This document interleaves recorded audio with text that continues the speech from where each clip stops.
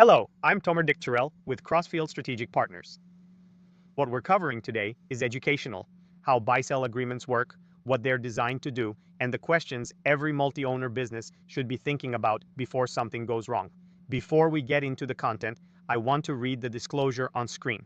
This presentation is for educational purposes only. It does not constitute legal, tax, or insurance advice, and is not an offer or solicitation to purchase any insurance product. Life insurance policy values are not guaranteed. Crossfield Strategic Partners does not provide legal or tax advice. Consult a qualified attorney and CPA before taking any action. With that in place, let's get into it. Let me start with a question. If you own a business with a partner, a co-founder, a sibling, a longtime colleague, what happens to your ownership stake if that person passes away unexpectedly, or becomes permanently disabled, or decides they want out and you can't agree on a price?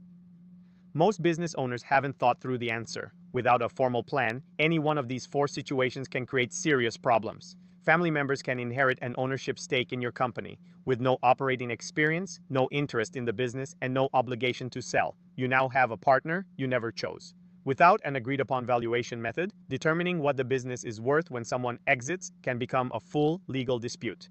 Valuation fights are among the most commonly litigated issues in business. If there's no funding behind a buyout obligation, the remaining owners may not have the liquidity to complete the purchase. In some cases, that can force a sale or liquidation of the entire business. And when these situations go unresolved, they frequently end up in court, consuming time, money, and relationships that took years to build. A buy-sell agreement is the tool designed to address all four of these scenarios before they become crises. So what exactly is a buy-sell agreement?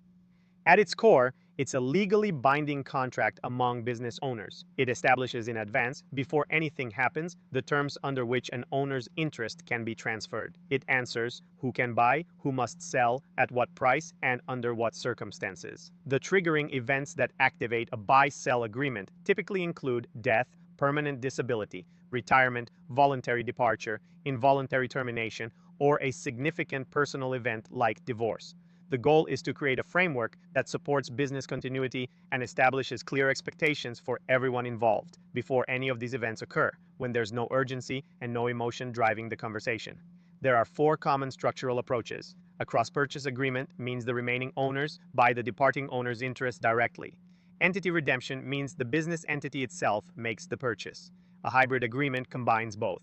And a wait-and-see structure defers the structural decision until the triggering event occurs. Each has different tax and legal implications. The right structure depends on your business type, the number of owners, and your specific circumstances, which is exactly why we always recommend working through these decisions with a business attorney and your CPA. Two things determine whether a buy-sell agreement actually works when it's needed: how the business is valued and how the buyout is funded. On valuation, the agreement must specify in advance how the business will be valued at the time of a triggering event. Three common approaches: a predetermined formula based on revenue or EBITDA multiples, periodic independent appraisals, or a combination of both. Here's the key point: regardless of which method you choose, valuation disputes are the single most common source of conflict in buy-sell situations. If the method isn't clearly defined before a trigger event, you're leaving it to be resolved under pressure or in court. The time to agree on valuation is now, when everyone is aligned. On funding, life insurance is widely used because it can provide a lump sum benefit at exactly the moment it's needed. But there are important limitations to understand directly. Policy values are not guaranteed. They depend on the type of product and its performance. A policy can lapse if premiums aren't maintained, and insurability isn't guaranteed. An owner's age or health condition may affect availability and cost. These are not reasons to avoid insurance as a funding tool, but they are reasons why it needs to be properly structured and regularly reviewed with a licensed professional and a qualified tax advisor. Installment payments carry their own risk. If the departing owner was generating significant revenue, the cash flow to fund the buyout may not be there when you need it. External financing depends on creditworthiness and market conditions you can't fully control. There is no single right answer. The funding strategy should match the business's circumstances and the risk each party is willing to carry.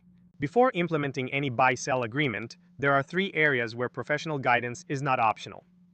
First, taxes. Treatment varies significantly by entity type: S Corp, C Corp, LLC, or partnership. The selling owner, remaining owners, and the entity itself may all face different consequences.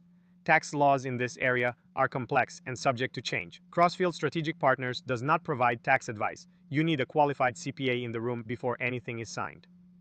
Second, the legal structure. Buy-sell agreements must comply with your state's laws governing your specific entity type, must be properly drafted and executed, and must be coordinated with your existing estate planning documents. Crossfield does not draft or advise on legal structure. That work belongs with a business attorney who knows your jurisdiction. And third, understand what a buy-sell agreement cannot do. It is a contract that establishes a framework. It cannot guarantee a smooth transition.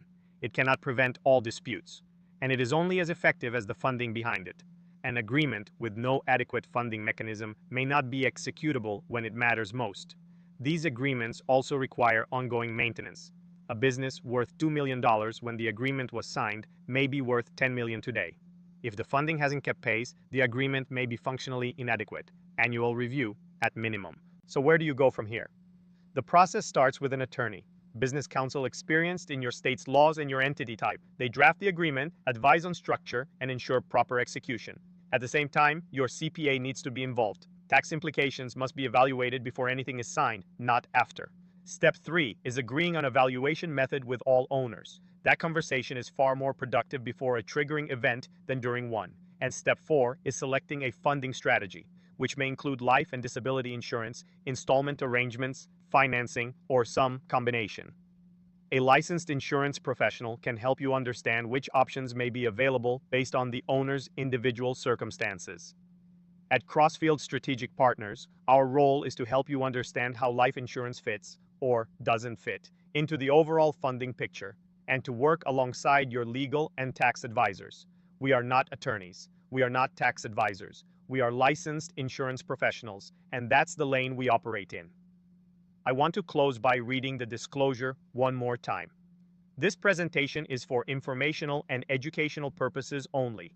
It does not constitute legal, tax, or insurance advice and is not an offer or solicitation to purchase any insurance product. Life insurance policy values are not guaranteed and depend on the type of product and its performance. Crossfield Strategic Partners does not provide legal or tax advice. Consult qualified attorneys, CPAs, and other appropriate specialists before implementing any business planning strategy. Thank you for your time.